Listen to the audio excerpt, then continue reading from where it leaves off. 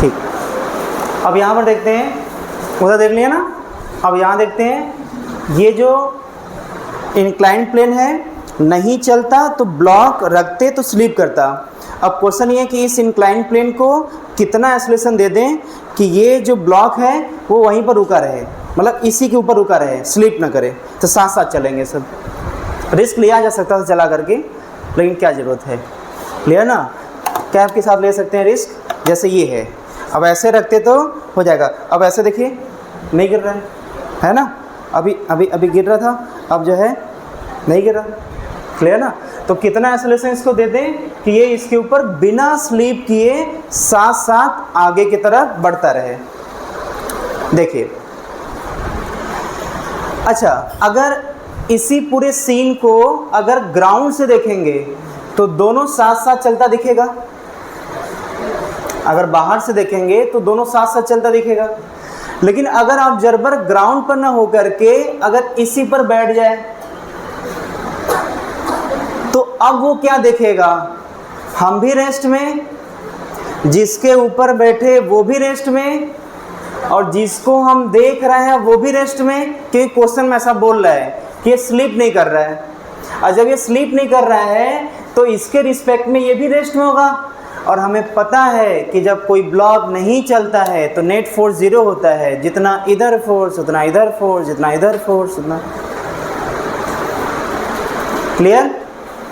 सबसे पहला काम क्या है, अच्छा ऑब्जर्वर कहाँ बैठा दिए, नॉन इनर्शियल फ्रेम में, क्योंकि जो ये फ्रेम है वो नॉन इनर्शियल फ्रेम है, क्योंकि एक्सेलरेशन है, और ऐसे फ्रेम में बैठेगा तो नॉन इनर्शियल फ्रेम कहलाएगा। और जब नॉन इनर्शियल फ्रेम होगा तो इसके ऊपर सूडो फोर्स लगेगा। सूडो फोर्स फ्रेम के एक्सेलरेशन के अपोजिट लगता है। अगर ऑब्जर्वर इस पर बैठ गया तो सूडो फोर्स पीछे लगेगा। कैसे पता, क्योंकि एक्सेलरेशन आगे था, एक्सेलरेशन आगे था तो सूडो फोर्स पीछे लगेगा। कितना लगेगा, तो m इंटू ए, m किसका, जिसको देखेगा, a किसका, जो देखेगा, यही होगा। सूडो फोर्स लग गया। एफबीडी बनाते हैं, पहला स्टेप एफबीडी, एफबीडी में एक फोर्स दिखा दिया सूडो फोर्स। अब दूसरा कौन सा, कांटेक्ट फोर्स। कांटेक्ट फोर्स कौन, यहाँ पर एक ही तो कांटेक्ट में है। अब कांटेक्ट फोर्स किधर लगेगा, सरफेस के परपेंडिकुलर, ऐसे। mg किधर, mg डाउनवर्ड। अब क्लियर, यहाँ पर जो है एफबीडी कंप्लीट। अब देखना है, पहचानना है कि ब्लॉक का एक्सेलरेशन किधर होगा, किधर होगा, एक्सेलरेशन किधर होगा। जब ऑब्जर्वर इसी पर बैठा है तो एक्सेलरेशन कहीं नहीं होगा, एक्सेलरेशन जीरो है, रुका है। और जब रुका है तो सभी फोर्स को दो एक्सिस में तोड़ लेते हैं। जैसे इधर अगर एक्स एक्सिस और इधर वाई एक्सिस अगर मान लेते हैं तो ये वाई में ही है और ये एक्स में है, दोनों को तोड़ने का जरूरत नहीं है। अगर एक्सिस इसको मान लेते एक्स और इसको वाई मानते तो ये तो नहीं तोड़ना पड़ता।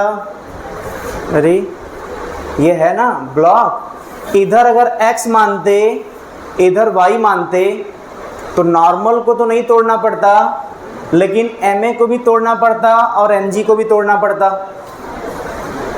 एक्सिस मानने के लिए हम लोग के ऊपर डिपेंड करता है एक्सिस हम किधर मान सकते हैं, लेकिन एक्सिस भी हम उधर ही मानते हैं जहां से कैलकुलेशन आसान हो।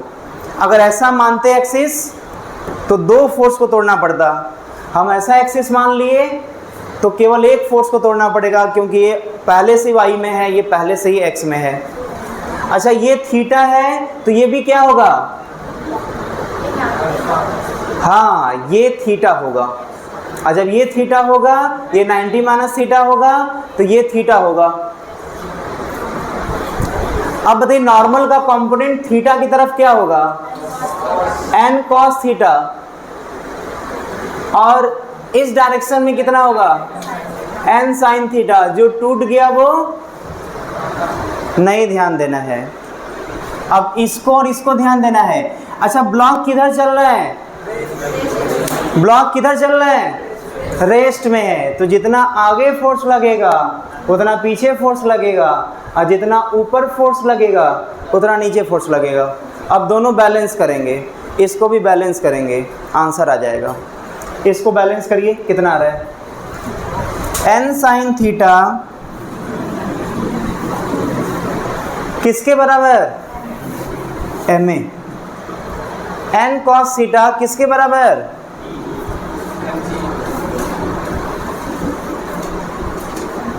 अब दोनों को डिवाइड कर देंगे, और जैसे ही डिवाइड करेंगे जादू होगा। Sine theta by cos theta क्या होगा?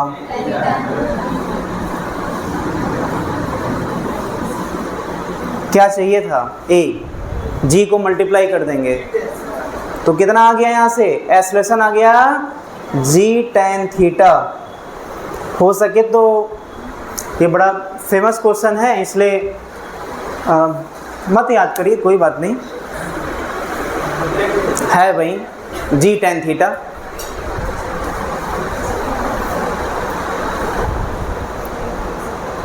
देखिए बात यहाँ सॉल्यूशन का नहीं है, बात यहाँ पर ये है कि सूडो फोर्स अलग क्या लाया, और क्या कठिन है कि पुराना ही है। तो वही हम बताने की कोशिश कर रहे हैं कि सूडो फोर्स एक अलग आ तो गया, लेकिन तरीका कोई नहीं बदला है। 4 स्टेप जो पहले लगाते थे आज भी 4 स्टेप लगा रहे हैं, नया कुछ भी नहीं है।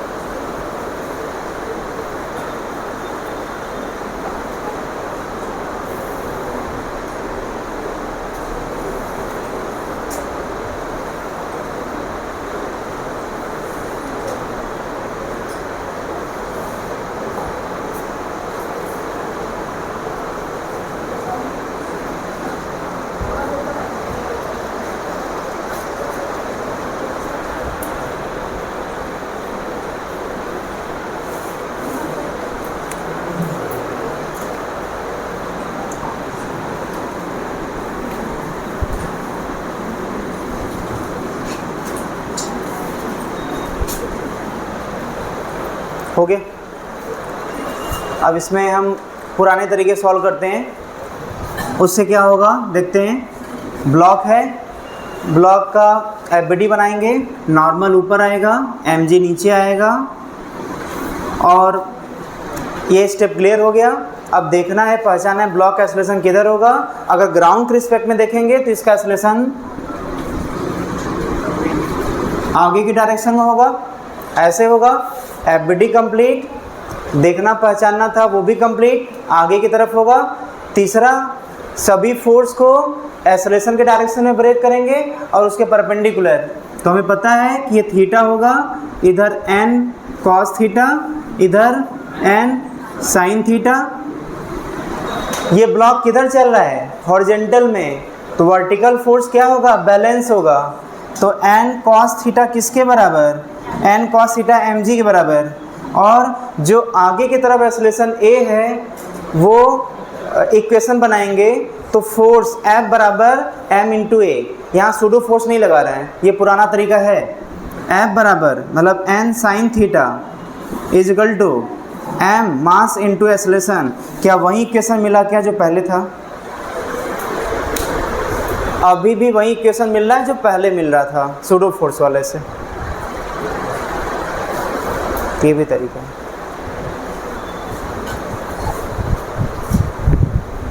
यहाँ लिखा जा सकता है, जिसको नोट करना है ये नोट कर सकता है। विथ रिस्पेक्ट टू ग्राउंड है ये इक्वेशन बना है with respect to ground.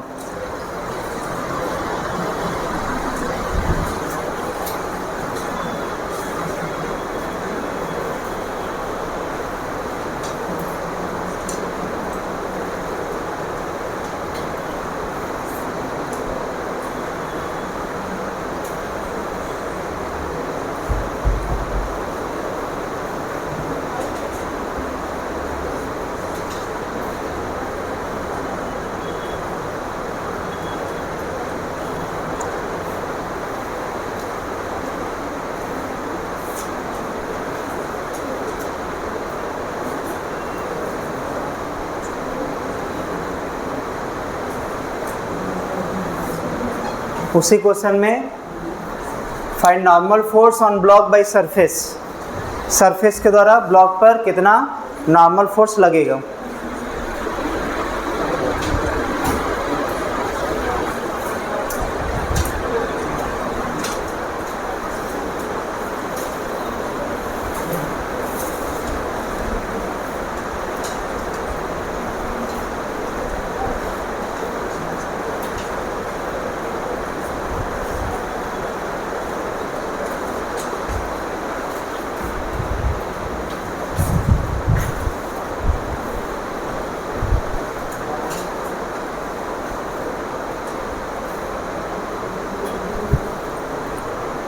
Normal force कितना आ रहा है?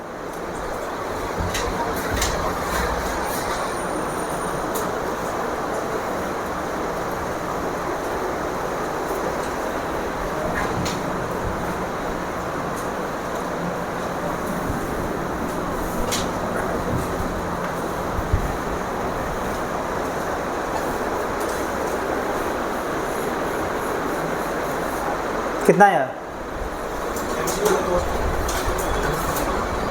इसी इक्वेशन को उठाइए,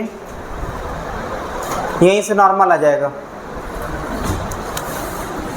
n cos theta is equal to M G है, n cos theta is equal to M G है, तो n इज इक्वल टू क्या हो जाएगा? इस इक्वेशन की बात कर रहे हैं यहाँ पर, n cos theta is equal to M G है, तो यहाँ से n इज इक्वल टू आ जाएगा M G by cos theta. ये आंसर है।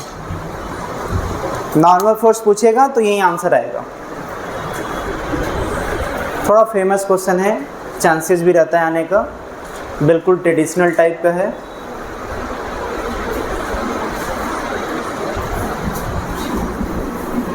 थोड़ा सा इसी पर बेस एक क्वेश्चन दे देते हैं, रिजल्ट यहीं यूज़ करेंगे।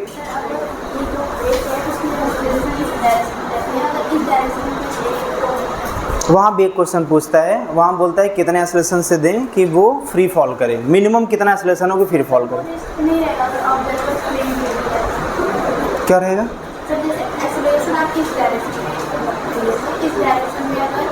तब भी सूडो फोर्स लगेगा।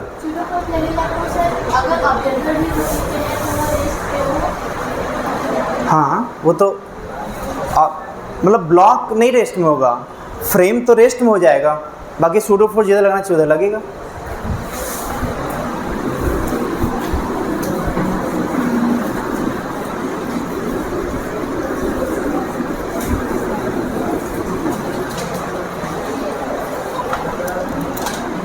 Next question,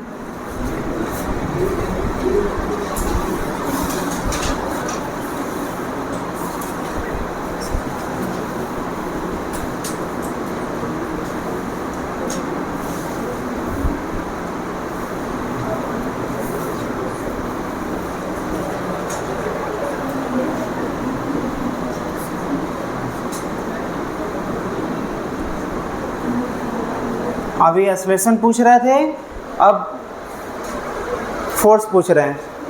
find force F so that block does not move on weights. Solve करिए। इसके पहले एक्सेलरेशन पूछे थे, अब फोर्स पूछ रहे हैं कितना होगा।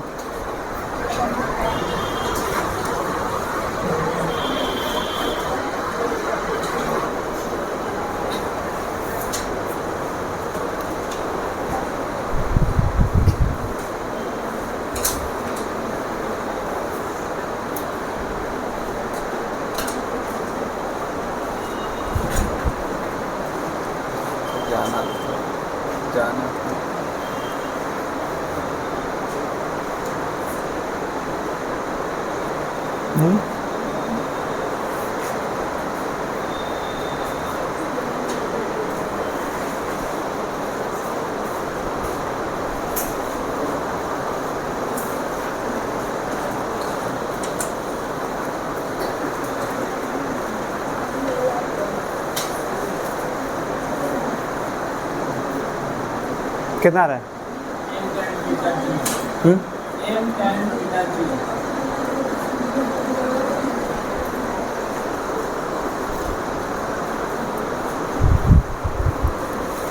कितना आ रहा है? m tan थीटा जी, पर इसके रिजल्ट को सर यूज किया ना, ठीक है, यूज़ किए हैं तो मतलब ठीक है, लेकिन आंसर गलत ना हो गया तब? अभी तक आ जाना चाहिए था आंसर। ठीक है,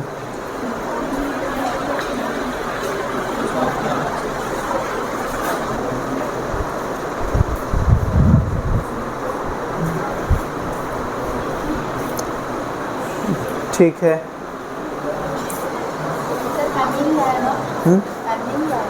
कितना? अरे ए दिया ही नहीं है, ए कहाँ दिया है? क्वेश्चन में केवल दिया है स्मॉल एम, कैपिटल एम और थीटा, बस। और कंडीशन दिया कि स्लिप नहीं करना चाहिए।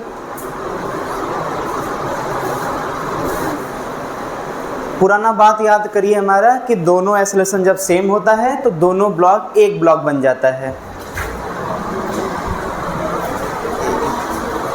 क्या बताए थे? जब दोनों ब्लॉक का एक्सेलरेशन सेम होगा और यहाँ पर स्लिप नहीं कर रहा है तो दोनों का एक्सेलरेशन सेम होगा, और जब दोनों का एक्सेलरेशन सेम होगा तो दोनों दो नहीं एक हो जाएंगे, m प्लस एम।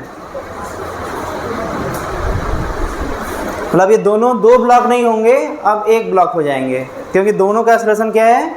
सेम। और बोले थे जब एक्सेलरेशन सेम होता है तो उसको 3, 4, 5 जितने भी ब्लॉक हैं सबको एक ब्लॉक मान सकते हैं।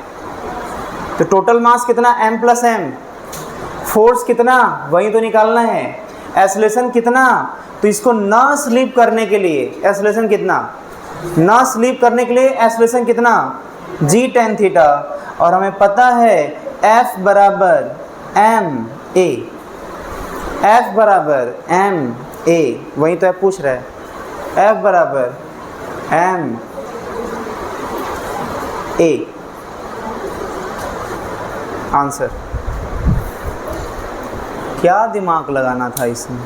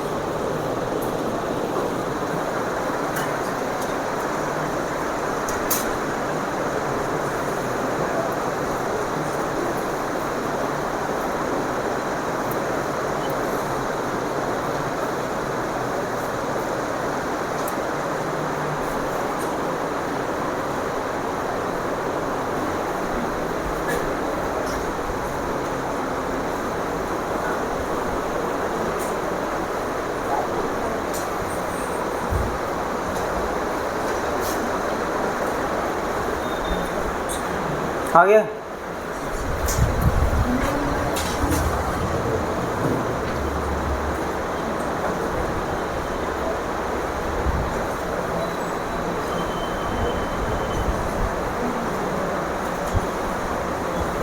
देखा जाए इधर, जैसे इस ब्लॉक को जो है, बड़े वाले ब्लॉक को जब आगे की तरफ एक्सेलरेशन देंगे तो इन दोनों ब्लॉक के ना स्लिप करने का पॉसिबिलिटी बनता है।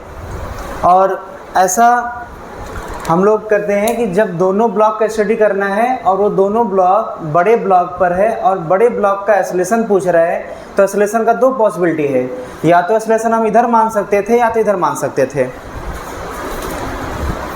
या तो इस बड़े ब्लॉक का एक्सेलरेशन हम आगे मान सकते थे या तो पीछे मान सकते थे। एक बार ऐसा करते हैं, इसमें जो है अगर इधर की तरफ एक्सेलरेशन मान लेते हैं तो क्या बोले थे, जब ब्लॉक का स्टडी करना होगा लेकिन ब्लॉक ऐसे सरफेस पर होगा जो खुद चल रहा होगा, तो ऑब्जर्वर को उसी ब्लॉक पर बैठाना, मतलब सूडो फोर्स लगाना वहाँ पर ज़्यादा आसान होता है। मतलब जिस ब्लॉक की स्टडी करने जा रहे हैं वो ऐसे ब्लॉक पर है जिसका एक्सेलरेशन आ गया, नॉन इनर्शियल फ्रेम, ऑब्जर्वर बिठा दिया, सूडो फोर्स लगेगा। और सूडो फोर्स किधर लगता है, तो सूडो फोर्स हमेशा एक्सेलरेशन के जो फ्रेम का एक्सेलरेशन है उसके अपोजिट लगता है। मतलब अगर एक्सेलरेशन इधर होगा तो ये सूडो फोर्स इधर होगा। और जब इसका एफबीडी बनाएंगे तो टेंशन भी इधर की तरफ, सूडो फोर्स भी इधर की तरफ। तो जब दोनों फोर्स एक ही डायरेक्शन में, तो इसको बैलेंस कौन करेगा, मतलब रोकेगा कौन, क्योंकि चलना नहीं था। क्वेश्चन में क्या लिखा हुआ है कि ब्लॉक विल नॉट मूव, मतलब ब्लॉक मूव ना करे, उसके लिए यहाँ पर नेट फोर्स जीरो दिखाना होगा। और नेट फोर्स जीरो कब होगा, जब एक फोर्स इधर लग रहा है तो दूसरा उसके अपोजिट लगे। तो पहला ये क्लियर हो गया कि हम एक्सेलरेशन इधर लेंगे या इधर लेंगे। अगर इधर लेते तो दोनों फोर्स सेम डायरेक्शन में, दोनों चला देता, कभी रुकता ही नहीं, मूव कर जाता। मतलब एक्सेलरेशन किधर होगा, इस डायरेक्शन में। अगर एक्सेलरेशन इस डायरेक्शन में है तो सूडो फोर्स किस डायरेक्शन में है, उसके अपोजिट। और सूडो फोर्स का फार्मूला क्या होता है, ma, माइनस छोड़िए, वो तो पता चल गया, इधर एक्सेलरेशन तो सूडो फोर्स उसके अपोजिट। m किसका, ब्लॉक का, एक्सेलरेशन किसका, फ्रेम का, मतलब ऑब्जर्वर का, मतलब 3a। अगर ऑब्जर्वर यहाँ पर है तो ये क्या, इस कैसे देखेगा, चलते हुए देखेगा कि नहीं चलते हुए। जब ऑब्जर्वर यहाँ बैठ गया तो इसको चलते हुए देखेगा कि नहीं। जब स्लिप ही नहीं करेगा इसके रिस्पेक्ट में तो नहीं चलेगा इसके रिस्पेक्ट में। जब एफबीडी बनाएंगे तो यहाँ पर टेंशन T, इसका टेंशन ऊपर T, नीचे mg कितना 20, इसका mg किधर, इधर 30, नॉर्मल किधर, ऊपर। लेकिन ये बिना काम का है, बैलेंस करते तो 30 आ जाता, वो अलग बात है। यहाँ पर भी एफबीडी कंप्लीट नहीं है, यहाँ भी एफबीडी कंप्लीट नहीं है। क्या बाकी है, क्या बाकी है, यहाँ पर दो फोर्स बाकी है। एक जिसके साथ कांटेक्ट में है वो अगर है तो, अगर गैप है तो नहीं लगेगा, अगर कांटेक्ट में होगा तो नॉर्मल लगेगा।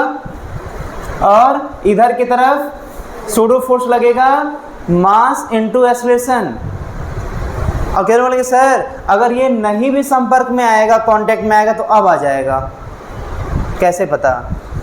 अरे भाई जब इसके ऊपर इधर फोर्स लगा तो इससे टकरा जाएगा ना, और जैसे ही इसके साथ कांटेक्ट में आएगा नॉर्मल फोर्स लग जाएगा ना, तो नॉर्मल फोर्स इधर। लेकिन ये बिना काम का, ये भी हमारे काम का नहीं है। इस डायरेक्शन वाले जितने फोर्स हैं वो काम के हैं। बैलेंस करिए, ये चलेगा नहीं चलेगा, नहीं चलेगा। 3 kg क्या है, rest in rest with respect to block A, block A मतलब ऑब्जर्वर के रिस्पेक्ट में। तो जितना इधर फोर्स उतना इधर फोर्स, तो T इक्वल टू कितना 3a।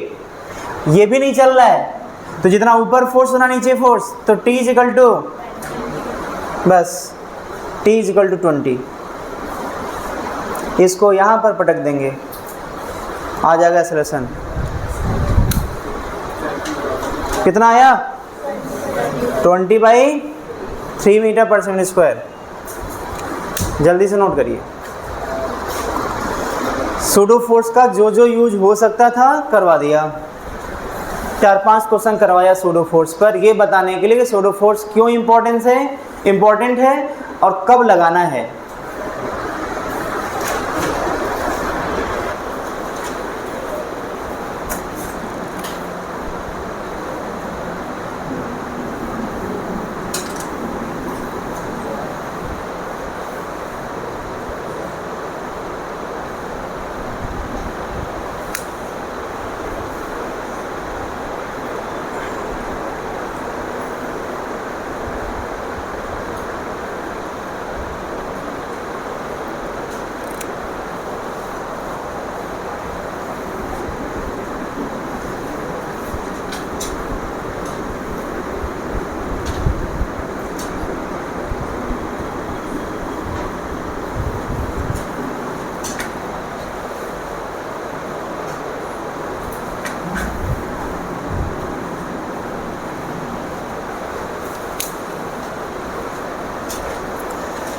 बुकलेट में लामिस थ्योरम भी दिखेगा, लामिस थ्योरम, क्योंकि ये थ्योरम तो है लेकिन बहुत ज़्यादा हमें इम्पोर्टेंट नहीं लगता, क्योंकि हम लोग जो है लामिस थ्योरम क्या होता है कि 3 फोर्स लगते हैं और डिफरेंट एंगल पर। क्योंकि ये नाम इसलिए ले रहे हैं कि ऐसा ना लगे कोई टॉपिक छूटा हुआ है, क्योंकि इसका यूज नहीं है कंपटीशन के व्यू से, इसलिए इसका हम डिटेल नहीं पढ़ाए हुए हैं।